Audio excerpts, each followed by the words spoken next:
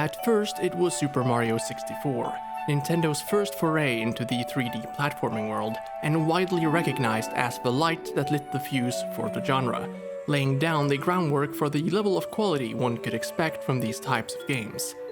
Then, 6 years later, came Super Mario Sunshine. Not a bad game per se, but one that I thought lacked a bit of, polish, let's say. Then, right after one of the weirdest intros to an E3 press conference ever, they slid in just a few seconds of gameplay clips from an unknown Mario game, right in the middle of Excite Truck and fucking Pilot Wings. It's so funny looking back, because you can hear that it takes a couple of seconds for the crowd to realize what they're being shown. It's a really bizarre situation, and as far as I understand, they never properly announced the game at that conference. They only showed a bunch of clips here and there, and as such, the entire thing went right over my head.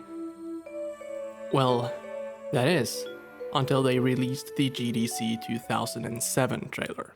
It's me, Mario!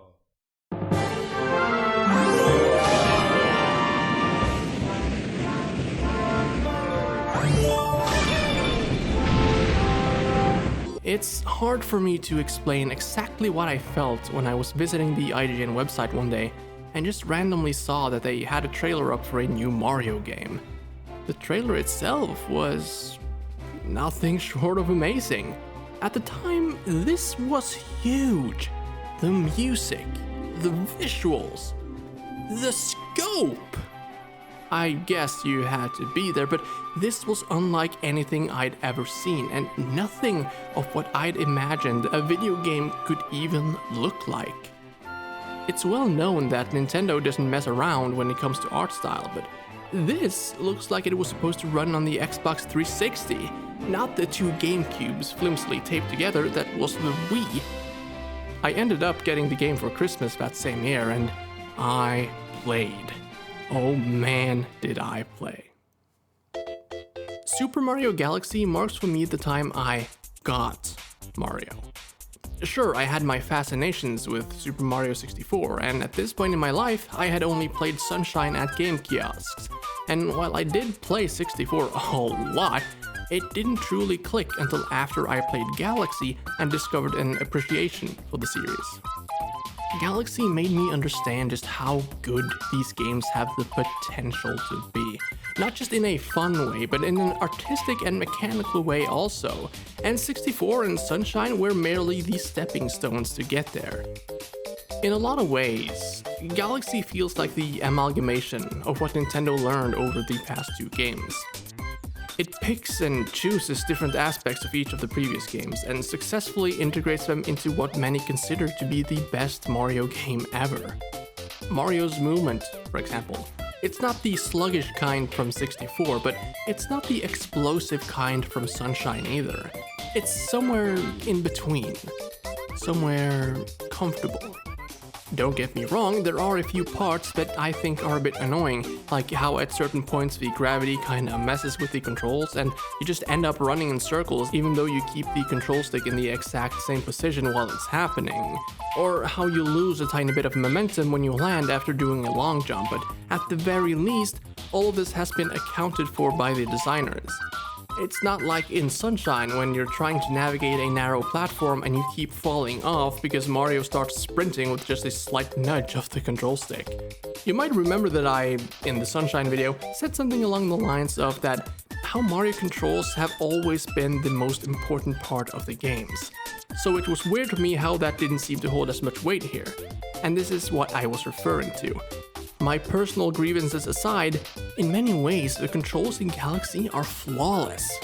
The halt in momentum when you land after doing certain jumps is kinda annoying, yes, but it never has any real impact on the gameplay.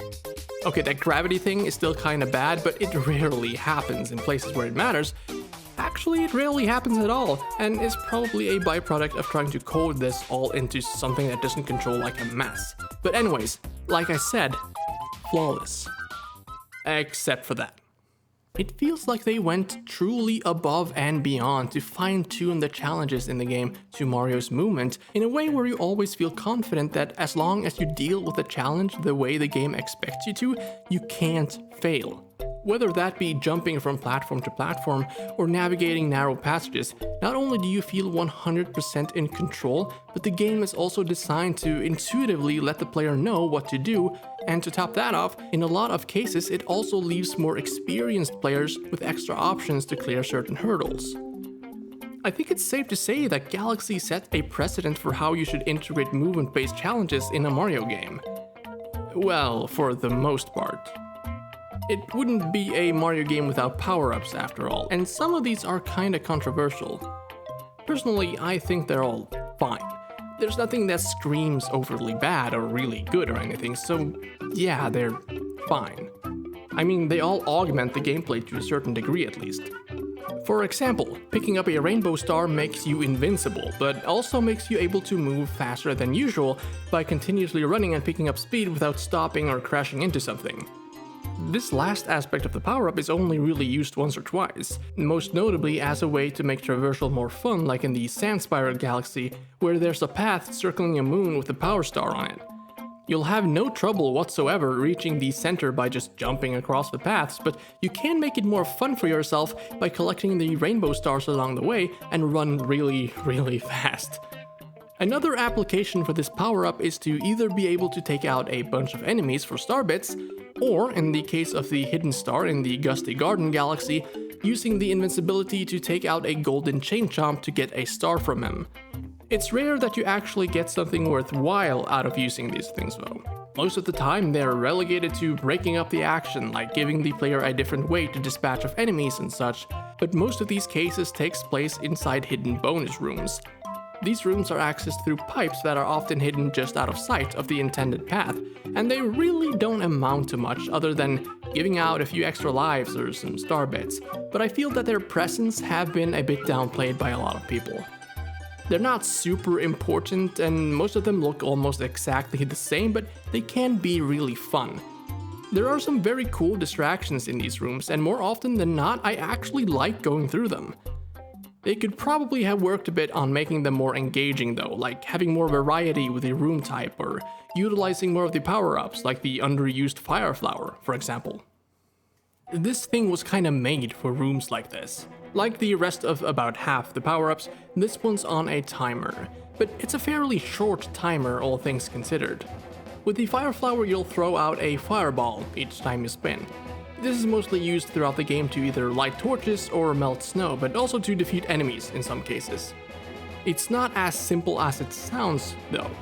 For what it's worth, they try to mix things up a bit by placing torches where you need to take into account the trajectory of the fireball to hit your target, and snowman on the other side of pitfalls where you have to adjust the bounce of the fireball so that it jumps over the gap and hits the snowman.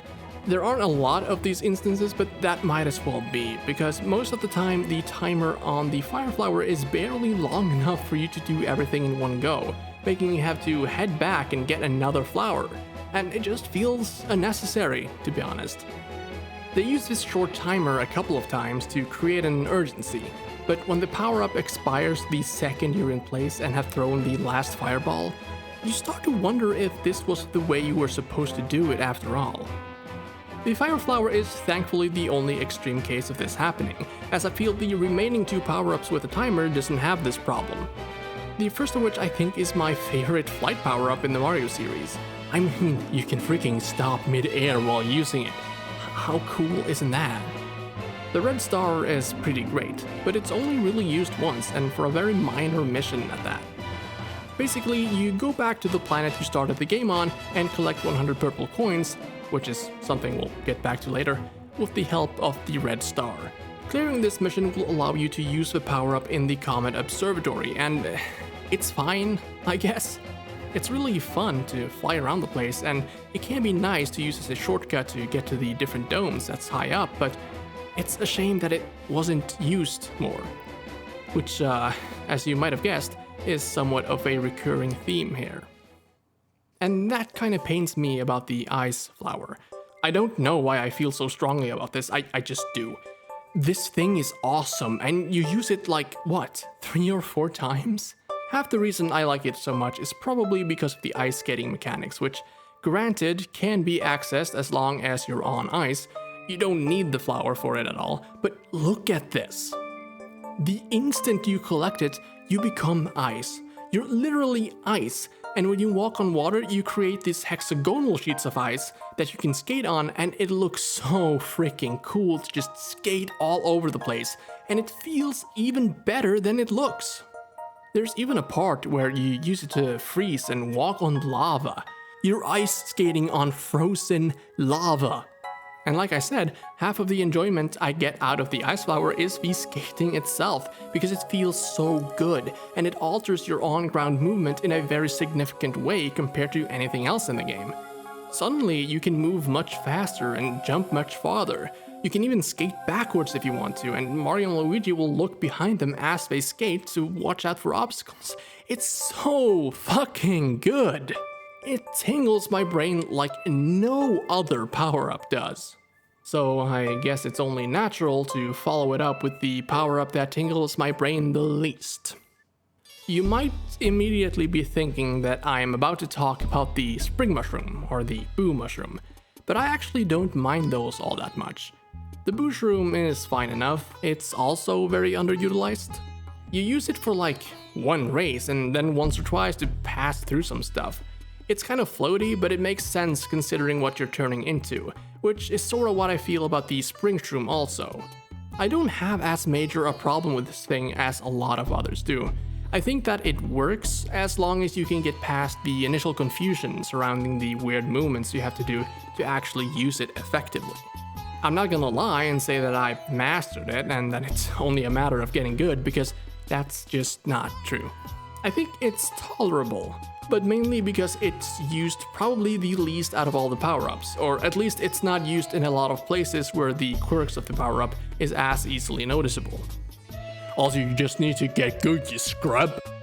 No, what I'm talking about is the only remaining power-up, the bee mushroom.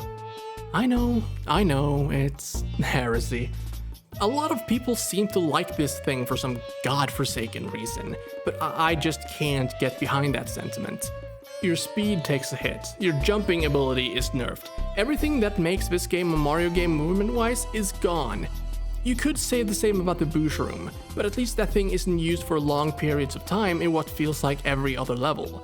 I could understand someone saying that it's at least better than the spring shroom, but even though I feel that it's mechanically overall worse, that one makes you able to jump really high, and in some cases it's actually fun to use, like when you do automatic wall jumps or something. The bee shroom has 2 effects. Firstly, it lets you fly for a short amount of time, and secondly, it lets you stick to honey and other sticky places. Oh, and here's a short correction because I'm dumb and also lazy. In addition, there's an extra thing you can do. You can jump or stand on these flowers or clouds or whatever. Well, that's it. Enjoy the rest of the show. The flying is mostly used for vertical traversal, which is odd since you can in most cases reach where you need to go with a couple of jumps anyways, and the sticky part wouldn't normally require the bee suit at all considering, you know, the shifting gravity aspect of the game. Maybe I'm being too harsh here, I honestly don't mind this power-up as much as it might seem. I appreciate the attempt at breaking up the action, truly, I do, but to me it feels like all this power-up does is slow the game down. Maybe it's meant to be that way to make you appreciate the rest, and admittedly I'm never outright bored whenever I need to use it. Well, except for that one purple coin star in Sea Slide Galaxy. You have to travel around the entire thing, mainly in the bee suit. It takes far too long, and for some reason after collecting all the coins, the star appears on the opposite side of where the last coin is. Actually, you know what? This might be the only mission in the entire game that I'm indifferent towards. Yeah, I can't even bring myself to say that I dislike it. It's just kinda meh, and that's the core of why I love this game. It's so rare that I get to say this about something, but I don't think there's a single aspect of Super Mario Galaxy that I actively dislike. I enjoy both 64 and Sunshine, but I can't in good conscience say the same about them as I can about Galaxy.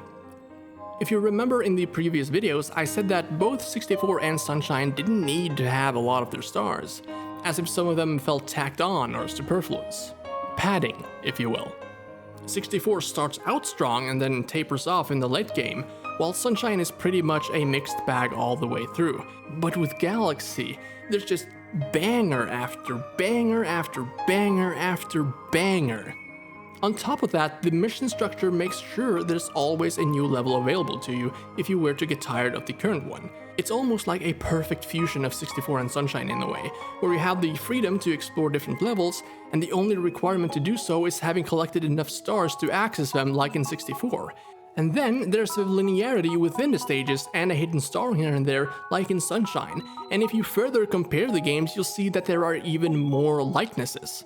The collection aspect of Sunshine, for example, you know, the blue coins, have been refined and implemented into Galaxy in a form that's almost unrecognizable.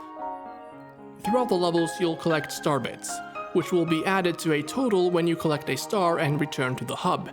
I know, you probably think I'm crazy for comparing star bits, these small colorful things that are literally littered everywhere in the game, to blue coins, which you have to painstakingly look for and cash in for shines.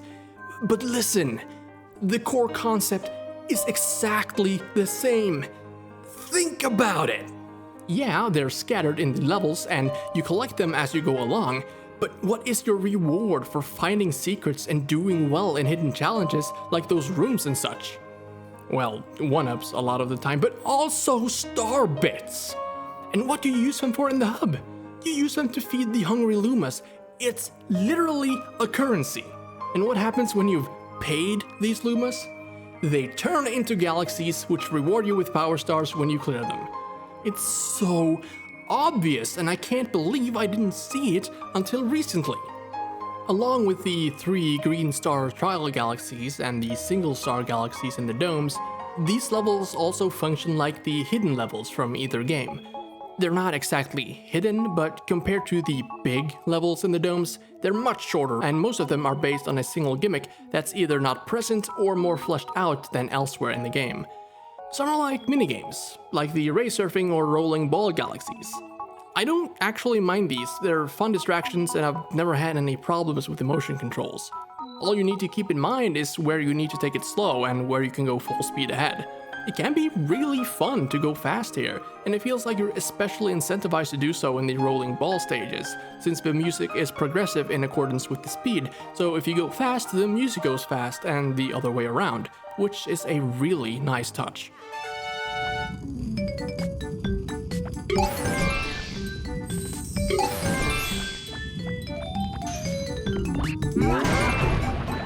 A lot of these galaxies are small, self-contained challenges that probably didn't fit in any of the other levels. Like for example the underwater boss battle against the giant fish skeleton you need to take down with Koopa shells, or a timed hide-and-seek challenge against some rabbits, or just a normal platforming challenge. The variety here is amazing, and it certainly helps that these galaxies are usually unlocked in between the bigger ones that has multiple stars. These galaxies are, and pardon the pun, the stars of the game. This is where most of the content is, where most of what makes Galaxy so damn good is. While it might seem like they only have 3 stars available, these actually have 6 stars each in them. 3 normal stars, 1 hidden star, and 2 Prankster Comets stars. The 3 normal ones represent most of the meat here, and this is where the influence of Sunshine is at its strongest. They're not quite as episodic as in Sunshine, and since there aren't 11 stars per area, it never feels like the different galaxies overstay their welcome. Much like Sunshine, each star has an opening cutscene that shows you a little of what you can expect during the mission. And also like Sunshine, some of the galaxies have an ongoing story arc. Honey Hive, for example, starts out quite peaceful, but is slowly infested with nasty insects as you clear each of the 3 missions, and ultimately ends in a face-off with a giant flying bug that's apparently the one behind the invasion. It's really fun seeing the levels change from each visit. You usually start on the same planet every time, but with minor differences during each of the missions. There is so much variety here, even within the same galaxies. You might go from a beach to a long cylindrical stone thing with a river inside that's being sucked into a black hole, or from an enclosed lake to a planet that turns into a watermelon when you butt stomp tennis balls into its center. And it's not just the environments that are varied. You're not just running and jumping all the time. You're being pushed around in a bubble, shot out of cannons and icky web stuff, dragged around via these blue pull stars and fighting a ton of bosses. They're just throwing out ideas left and right, and every single one sticks. Even the missions where you're merely running around and jumping is fun and varied thanks to the amazing gravity physics. It can't be understated enough just how much this adds to the game. Not only does it feel amazing to do a long jump and get some crazy airtime because you've managed to accurately jump off of a point where you'll be flung in all kinds of different directions because of the gravity, but an experienced player can use this to their advantage to even skip parts of a level. There's also the spin move, which is probably one of the greatest things about the movement here. It always feels so good to just flick the Wii remote to do the spin move, man. It might take some getting used to since it stops all your forward's momentum when you use it, but time it right and you can long jump into a wall jump without any trouble, and as a result it makes you feel extremely in charge of where you're going and how you're doing it at all times. Having this amount of control over your character is paramount too, since this game can get a bit hard. It's a good kind of hard though. It's difficult but not in an unfair kind of way. For example, you can only take 3 hits in this game as opposed to the a lot of hits you could take in the others. But when there's a particularly hard section coming up, the devs always make sure there's a life extending and or 1-up mushroom available. It's just that sometimes you have to buy or search for them a bit. There's actually a lot of stuff that's hidden away in these galaxies. There's always something to find wherever you go in a level. Be that an extra life, some star bits, or even just some coins, and of course the hidden stars. These are found by basically exploring the level, where you might discover a hidden path, a minigame puzzle like the dastardly garbage disposal ones. Man, those always get me. Or feeding star bits to a slightly hidden hungry Luma along the way. The Lumas usually require a lot of star bits though, which means you do well in collecting everything you can get your hands on. But even if you don't have enough when you get to the Luma, you could just die and have the bits respawn since you keep your total through death. This makes it too easy, in my opinion. They should have gone with the Galaxy 2 approach here too, and have you feed them coins, since they actually disappear on death, which would give the players more of an incentive not only to collect coins, but to get to that point in the level without dying. As it is here, coins are basically worthless, and isn't used for anything else than a high score number for each individual galaxy. They're not even tallied into a total like with the star bits either. Still though, I really like the hidden stars. It gives you something to search for while playing through the levels. They really learned the lesson from Sunshine here too. Unlike the previous game where you had to guess which of the episodes had the hidden shrines, here, since the galaxies place out so differently for each star, they added a little icon to let you know in which mission you'll be able to find the hidden power star. So with these, you basically choose whichever star you need to revisit and search the level for whatever you missed. But the Prankster Comets work a bit differently. They're kinda disruptive, since once one shows up in a galaxy, it's the only mission that can be chosen. If you don't want to do one, it's really just a matter of moving on to a different level and start on that instead, or pay a special Luma some star bits to move the comet. So in the grand scheme of things, I don't really mind. I find them all to be very fun and interesting anyways. Yeah, even the purple coin ones. There are 5 different kinds of comet that will appear. There's the Speedy Comet, which requires you to complete a level within a certain time limit. The Daredevil Comet, which cuts your HP to 1 and requires you to either complete a level or a boss fight. There's the Cosmic Comet, which will pit you against a cosmic clone of yourself in a race for the star. The Fastfo Comet, which speeds up all the enemies and obstacles in a level. And of course, the Purple Comet, which has you collect 100 purple coins for a star. There are 2 comet challenges in every big level, 1 purple comet and 1 of the other 4. These are all predetermined, so it's not like you'll have a different experience based on which comet appears or something. They're all mostly short challenges that are based off of a single aspect of the mission in question, with a few changes here and there. For example, the Fastfo Comet in Beach Bowl Galaxy has you start at that big stone cylinder thing with the thwomps, and every single object that moves is now moving much faster than the first time you were there. or the Cosmic Comet in Gold Leaf Galaxy, which is based on the third and final regular star, except you don't need the bee suit to access the big wooden tower anymore, and you raise your clone only about halfway up. These comets won't appear until you've completed the mission in which they're based on, it seems. Well, except for the Cosmic Comet in Freeze Flame Galaxy for some reason, but I digress. These are some of my favorite challenges in the game. They take a familiar concept and, in most cases, amps up the difficulty. There are some that could even be described as entirely new content, almost. Well, maybe that's stretching it a bit far, especially in regards to the purple coin ones, but even those are mostly nothing like what the original missions were like, and even very unlike the 100 coin stars in the previous games. Some of these missions can be a bit dull, like the previously mentioned purple coins by the seaside or purple coins on the summit, the latter of which makes you think you've missed 2 coins only to reveal that they were actually hiding right at the start, just when you lose all hope.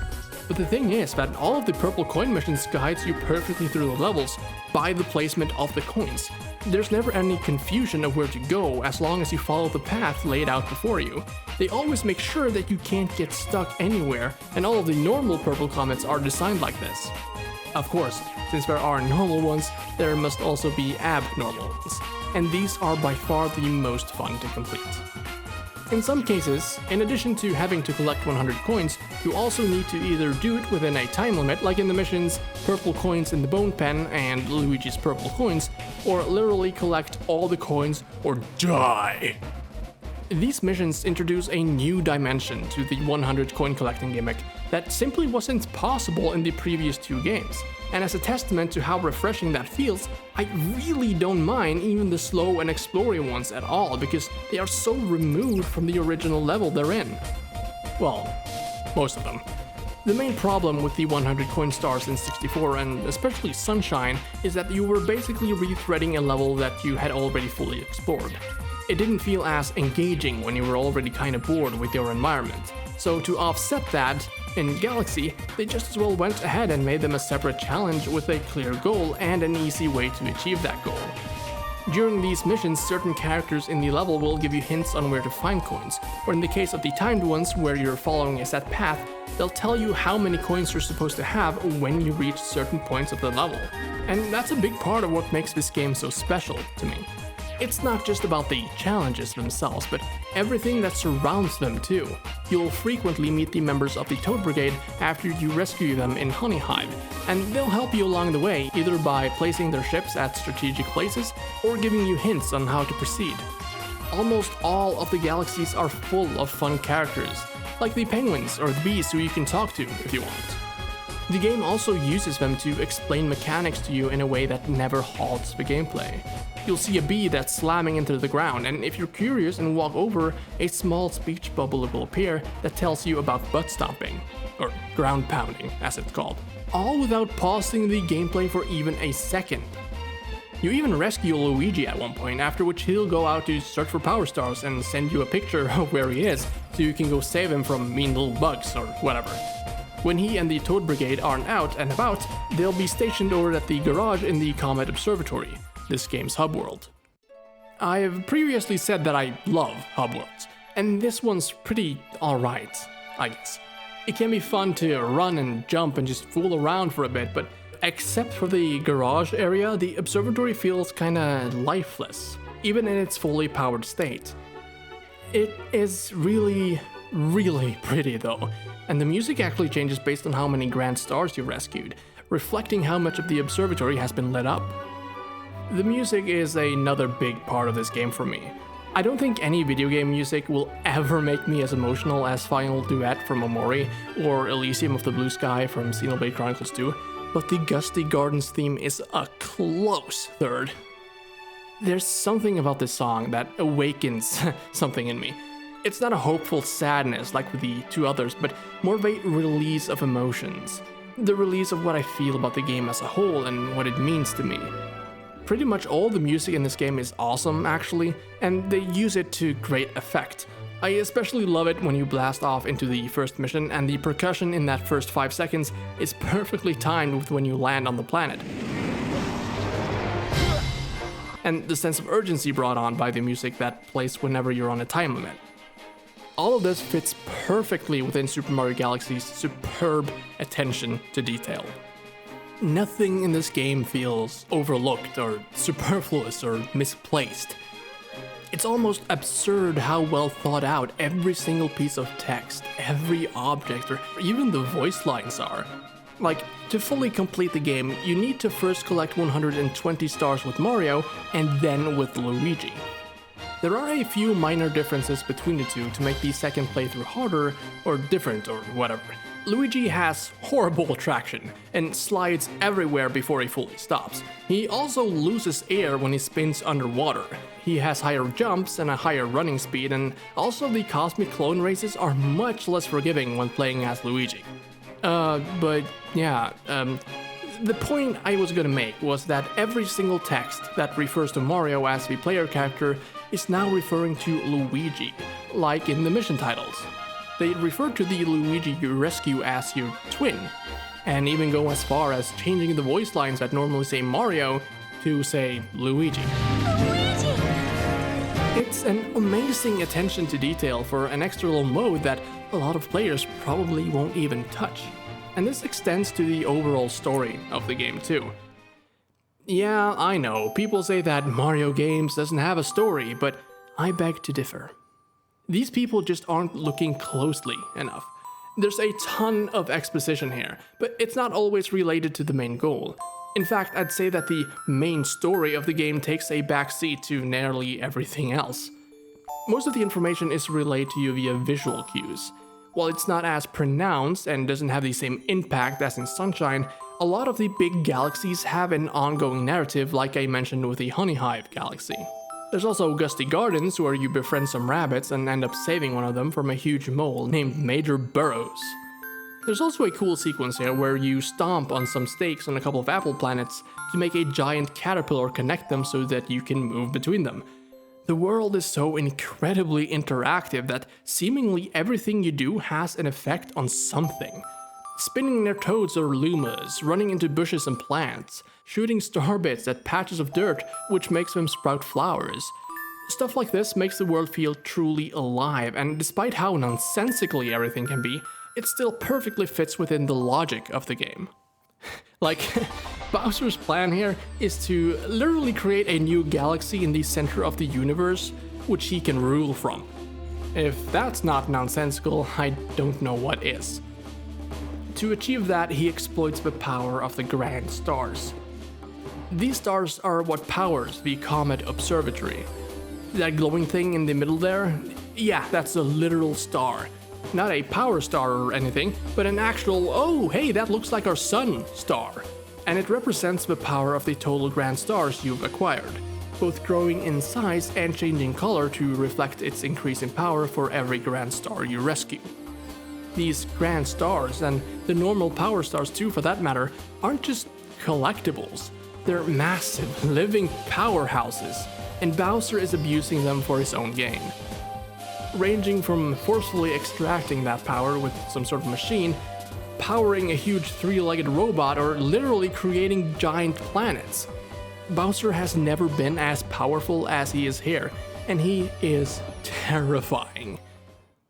You fight him 3 times, and honestly, I didn't used to like these encounters, but the sheer epic feeling you get while squaring off against this giant turtle, with this music blaring in the background, makes these fights probably among the best Bowser battles in the entire series.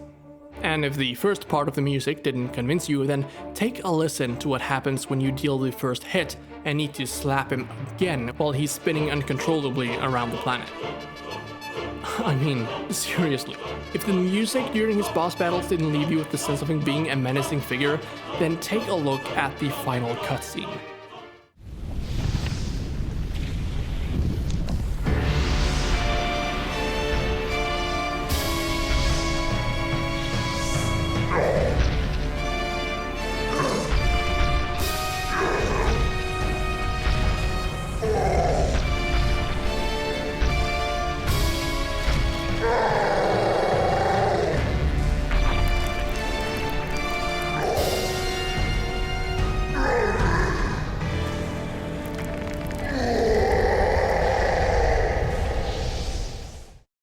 It's almost uncanny how big of a threat he is in this game, especially when you consider what he was like in Sunshine.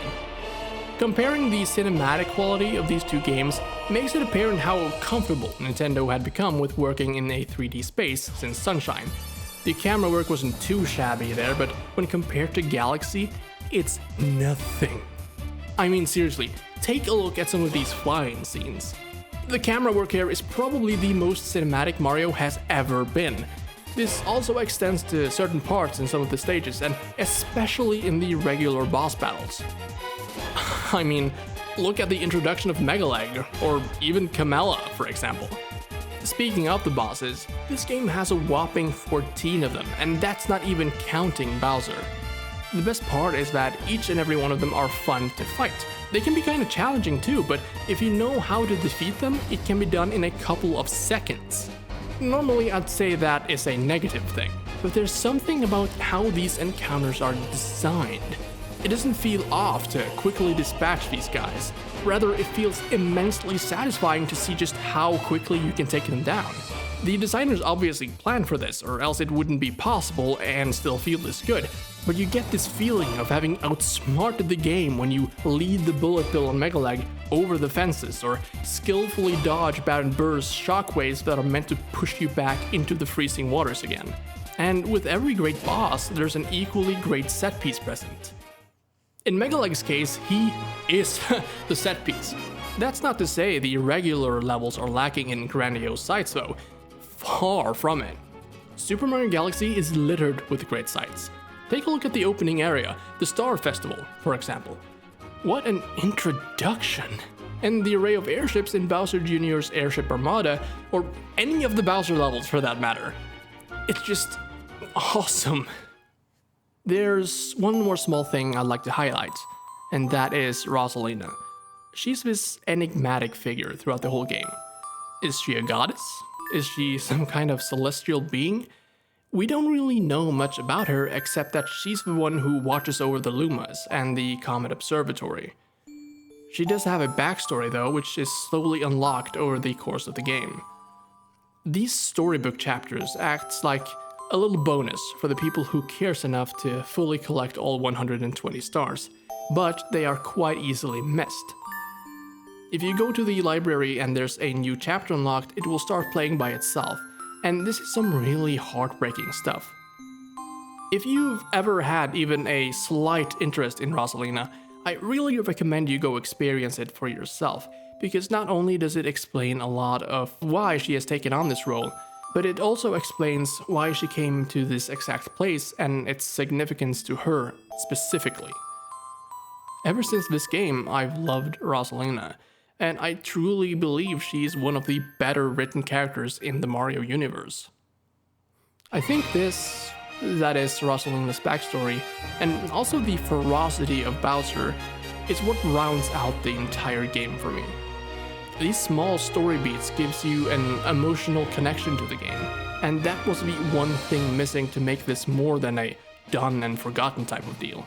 And when combined with all the superb qualities like the music, the level design, the mission structure, the controls, and the unbelievable level of polish that ties it all together, it's what makes this game truly a masterpiece.